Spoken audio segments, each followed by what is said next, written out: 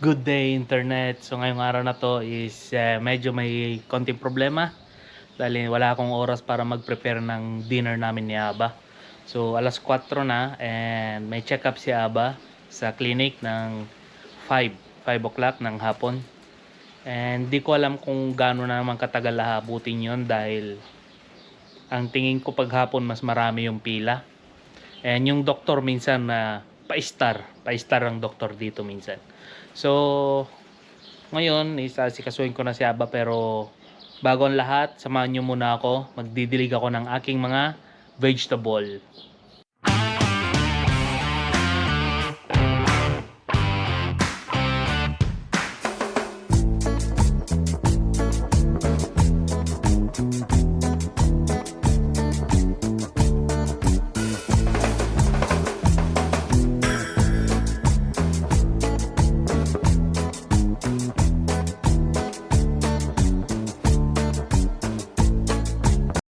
Yun, so dito sa Israel is para-paraan na lang para magkaroon ng gulayan.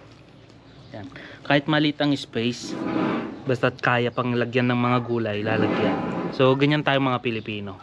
So yun, so maraming salamat kay ate na nagbigay sa akin ng okra at ampalaya. Yan, so out of 7 sa buto ng ampalaya, 2 ang tumubo, and sa lahat naman ng mga okra is tumubo naman lahat.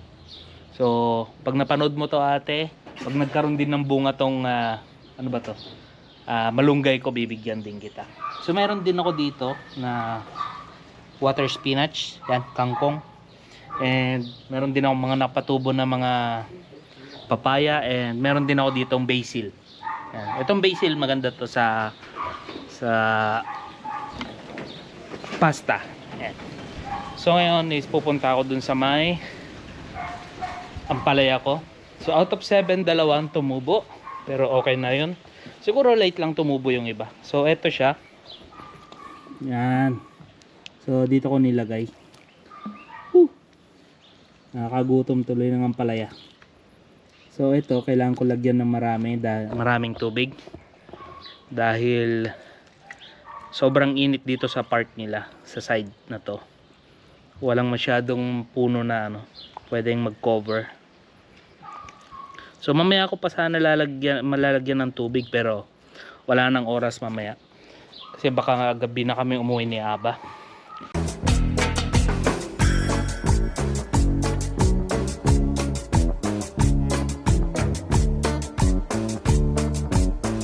So andito na kami ngayon ni Aba sa may Kupat Kulim.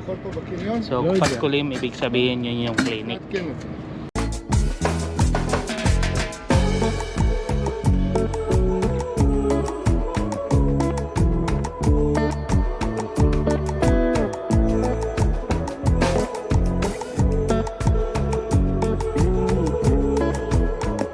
Yun, so babasahin ni Aba ngayon kung anong floor kami dahil mga Hebrew, and hindi ko alam kung anong floor kami. What floor ba? I think 2. Can you read? No. Okay, we try the 2. So ganito ang technique dito. Pag hindi mo alam yung floor, pumunta ka sa isang floor and doon ka na lang magtanong.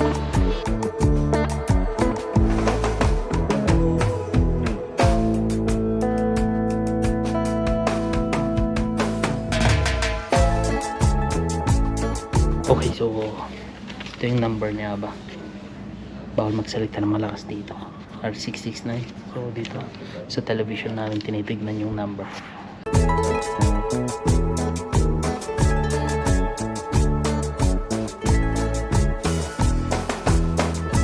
Natapos na yung check-up niya ba?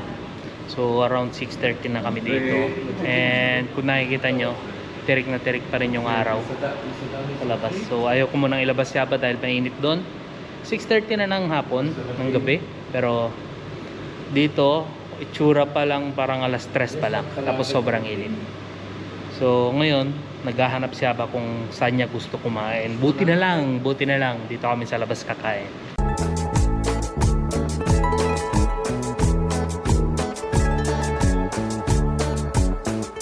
So may nahanap na si Aba.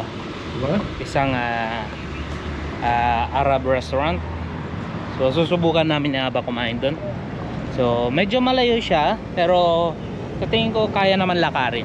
So mas maganda na lang kung lakad na lang. So magandang exercise pa siya. Right.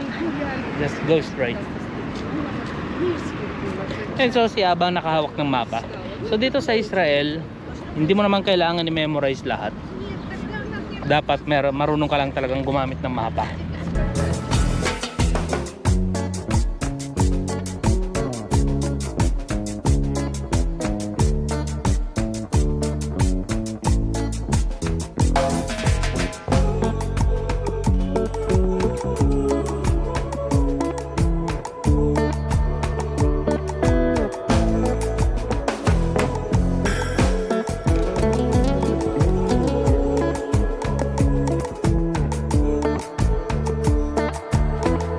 Yun, so after 1 hour na lakad namin ni Aba, nakarating na rin kami. Oh, wait Aba. Let me go. Can I breathe a little? Let me go. Wait, can I breathe a little? Yes. Okay. So ito kung nakikita nyo, puro mga restaurant. Ang daming kainan. So dito, kumain na kami minsan dito ni Aba sa may My Way. Yan. So sa ano siya, Thailand food. Nandito meron din silang Domino Pizza.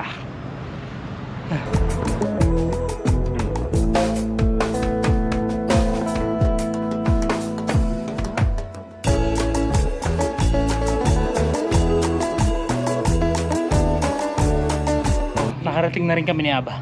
Sakit ng mga binti ko. Sobrang haba nung pataas na nilakaran namin. Hindi ako makapag-video kasi gugulong yung wheelchair. So ito, may mga paninda sila. Chicken barbecue kebab.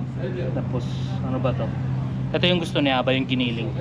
So hindi ko alam anong pangalan, pero ang tawag ni Aba is Aziz restaurant. Okay yun, so pumasok na lang ako dito.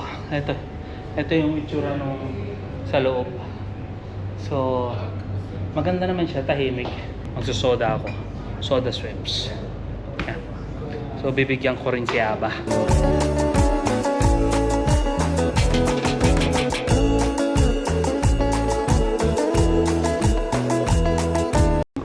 What do you want to eat?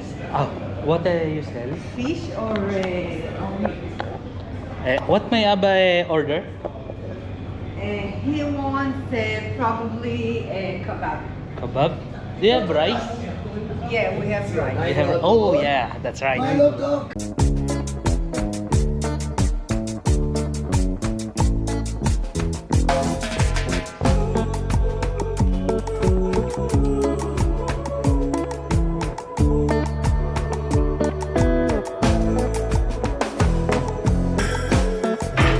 Yun, so sulit naman ang pagod namin ni Aba kahit sobrang layo nito.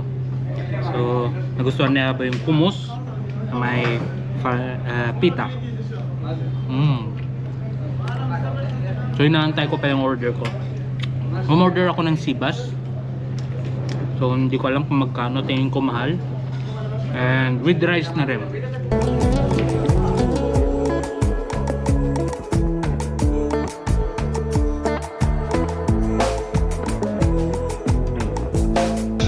Yun, so ganito pala kalaki yung isda nila. So hindi ko na-expect. Hindi ko to kayang ubusin. Ita-take home ko yung iba. Tapos may kasama ng isang rice.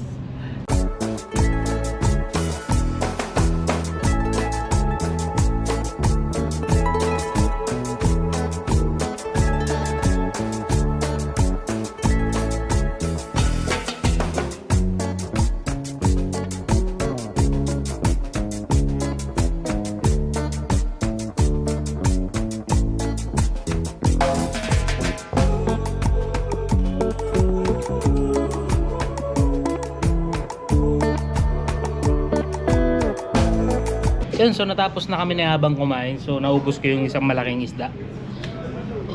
Yun, so dumighay din ako sa wakas. So kung nakikita nyo, maliwanag pa sa labas. Pero alas 8 na ng gabi ngayon.